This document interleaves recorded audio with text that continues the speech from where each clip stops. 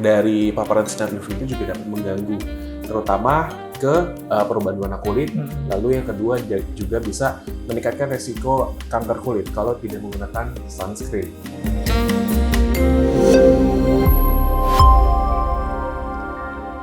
Hai, saya dengan Andri dari Skandor Indonesia. Selamat datang di Sky Talk. Kali ini saya ditemani oleh dokter yang mungkin kalian juga udah sangat familiar ya.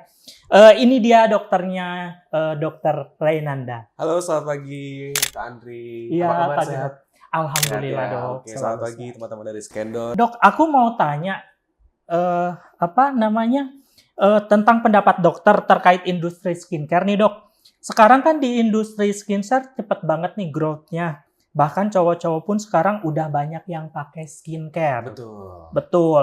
Nah, sedangkan dulu nih orang-orang itu kan sangat males sekali, Dok, untuk perawatan skincare itu karena kan biasanya kan ribet. Iya. Orang-orang itu kan nggak mau ribet nih, Dok. Padahal kan mereka tahu bahwa skincare itu sangat penting banget ya, Dok, ya, Betul. buat perawatan kulit kita dan kesehatan kulit kita. Setuju. Menurut dokter nih, seperti apa nih, Dok? Oke, ya. Jadi memang skincare di Indonesia ini sangat berkembang, sangat pesat ya Mas Andri ya. Terutama memang dari industri dari yang UMKM, bahkan sampai ke klinik-klinik besar juga punya nih skincare-nya. Dan tentunya memang kita sebagai pria dulu ya, tentunya kita sering banget nih melakukan aktivitas di outdoor. Dan juga kita kadang sering lupa juga nih, lupa menggunakan sunscreen atau lupa menggunakan basic skincare. Kita mulai dengan basic skincare yang pertama adalah dari facial wash. Tentunya memang facial wash ini adalah sangat penting. Dan juga moisturizer sebagai pelembabnya. Dan tentunya memang kita harus selalu menggunakan sunscreen untuk terlindungi dari sinar UVA dan UVB. Nah, dalam hal ini memang di Indonesia ini iklimnya tropis dan juga kita memerlukan adanya reapply dari sunscreen-nya. Terutama kita ambil contoh ya, SPF 50. Nah, SPF 50 ini menandakan bahwa tingkat durasi perlindungan terhadap sinar matahari ya, 50 dikali 10 menit. Jadi sekitar 500 menit. Jangan lupa, malamnya sebelum tidur kita juga harus menggunakan facial wash untuk istilahnya membersihkan semua kotoran juga. Dan memang kalau dari saya sendiri sangat menganjurkan namanya double cleansing supaya beberapa sunscreen kadang-kadang itu kan mengandung minyak ya, dan itu tidak terlarut oleh facial wash. Jadi kita harus menggunakan micellar water. Berarti emang skincare itu sepenting itu ya, Dok, buat kulit kita ya, Dok? Ya, setuju banget. Karena memang kita mulai dari basic skincare. Jadi facial wash, moisturizer, sunscreen. Mungkin pernah dengar juga skin booster, juga laser juga. Itu salah satu dari secondary treatment.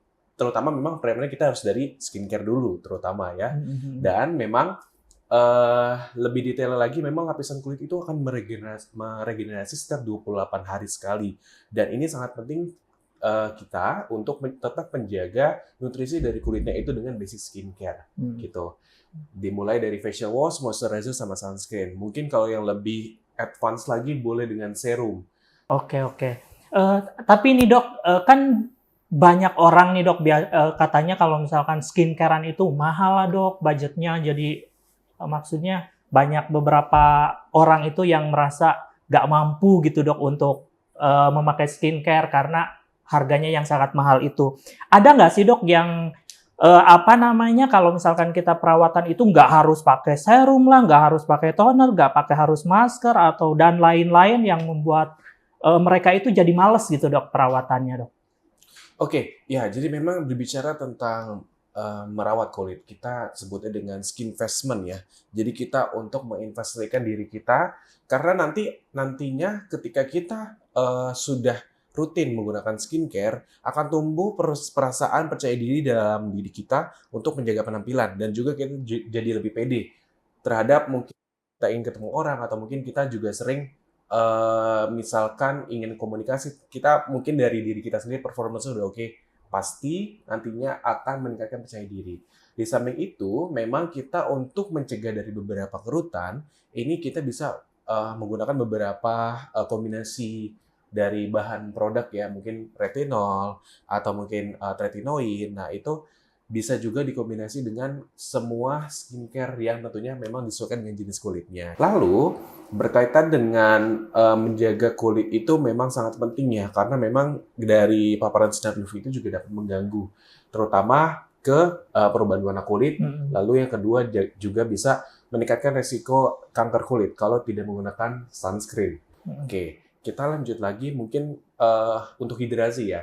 Hidrasi ini sangat penting apabila kita juga di samping dari menggunakan skincare terutama, kita juga harus dengan pola makan juga. Dan juga kita harus mengkonsumsi dari minum air putih 8 gelas sehari sampai 10 gelas sehari ya, supaya kulit kita jadi tidak mudah kering dan juga perlu juga untuk kandungan hyaluronic acid juga supaya terhidrasi kulitnya tidak kering, dan juga kalau kering nanti takutnya bisa menyebabkan beberapa kayak iritasi, terus habis itu kulitnya menjadi lebih jadi kulitnya jadi mudah jadi pecah-pecah. Nah, itu yang tentunya dapat mengganggu penampilan juga dan juga dapat mengganggu dari nutrisi kulit wajah kita juga gitu Mas Andri. Oke. Oke dokter, terima kasih untuk penjelasannya yang sangat insightful banget ya dok ya. Iya. Dan untuk selanjutnya ini kita masuk ke sesi SK ya dok ya. Ada beberapa pertanyaan dari Skytizen dan boleh dibantu dijawab ya dok.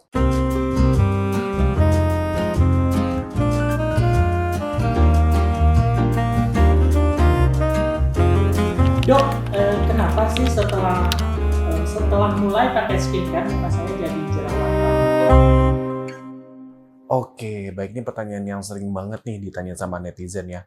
Dan memang dari jerawat itu sendiri kita lihat dari patofisiologi terjadi jerawat. Memang ketika kondisi kulit berminyak dan juga ketika kita sering beraktivitas outdoor. Oke, kita mulai ibaratnya dari pori-pori ya. Dari pori-pori nanti akan ada namanya P. acnes. Nah, itu dia bakteri penyebab jerawat. Jadi ketika kondisi kulitnya berminyak, oily skin, nanti dia akan mencetuskan beberapa kolonisasi bakteri dari jerawatnya itu sendiri di pori-pori. Nah, ketika lama-kelamaan ketika salah skincare terutama yang harusnya dia harus meridem dari kondisi berminyak, tetapi dia malah memakai yang dari hidrasi, nanti malah tambah berminyak. Jadi memang ketika kondisi kulit berminyak itu hal yang paling penting adalah kita harus menggunakan yang berbahan dasar salicylic acid. Karena salicylic acid itu sendiri dapat mengontrol dari sebum atau minyak.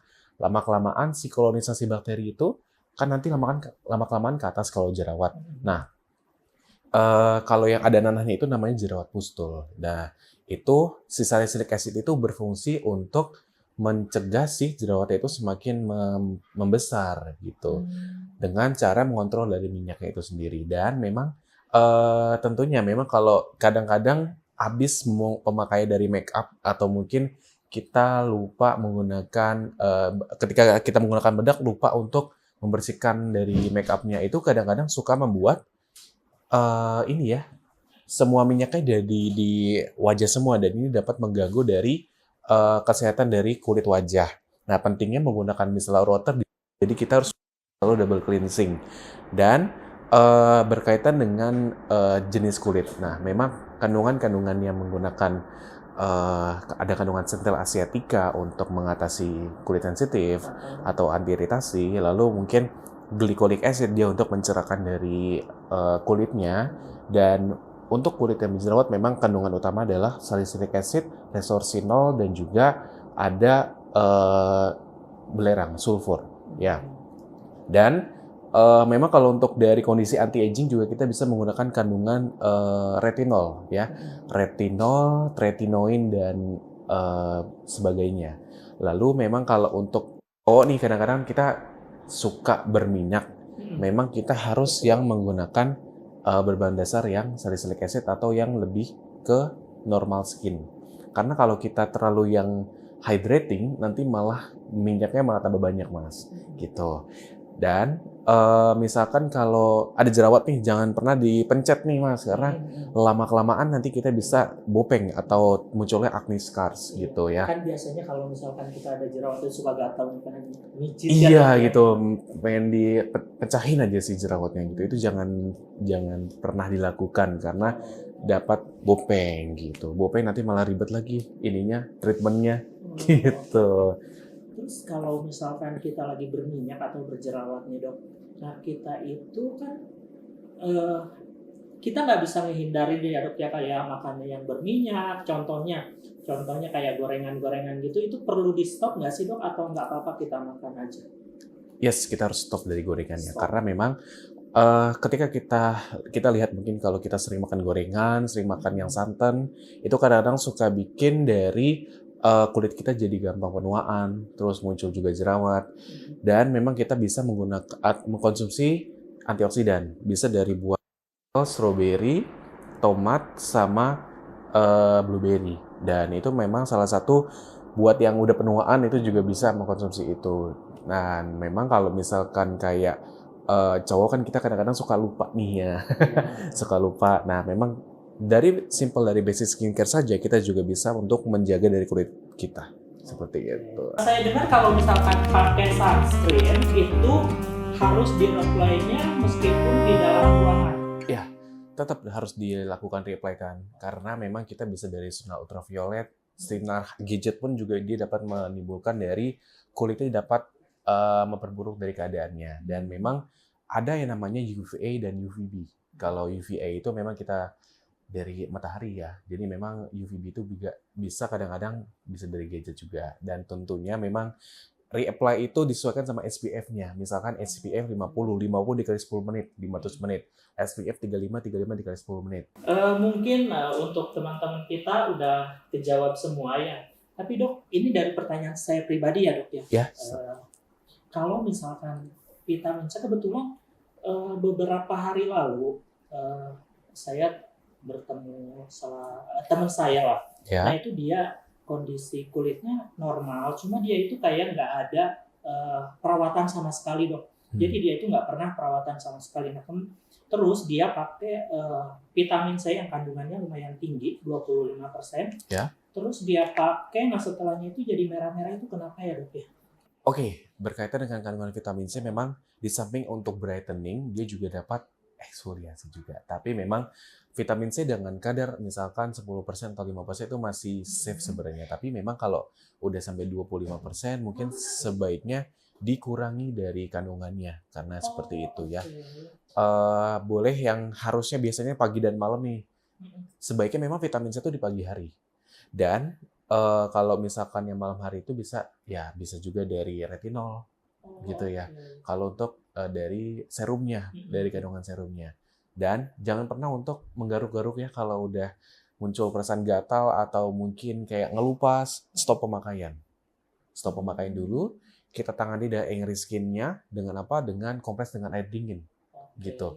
Jangan pernah menggaruk, jangan pernah kayak dikasih skincare lain. Nanti malah campur-campur malah angry skin gitu. Berarti dia berdiri sendiri ya? Berdiri sendiri gitu. Seperti retinol? Seperti retinol, tapi vitamin C bagus di pagi hari. Gitu. Oke dokter, terima kasih. Seru banget nih ngobrol-ngobrol dengan Dr. Ray. Thank you Dr. Ray. Iya, dengan senang hati. Hari ini karena udah bisa ngobrol-ngobrol bareng sama kita, sama Skynet semuanya, jadi kita bisa tahu permasalahan kulit kita seperti apa dan pentingnya untuk merawat kulit kita itu seperti apa. Tadi dokternya juga udah menjelaskan semuanya, jadi mulai sekarang coba peduli dengan kesehatan dan kulit kita. Jadi biar kulit kita itu tetap sehat, terjaga, dan awet muda ya dok. Betul. Ya? Betul kan? Setuju banget ya sama Mas Andri. Oke, terima kasih untuk dokter.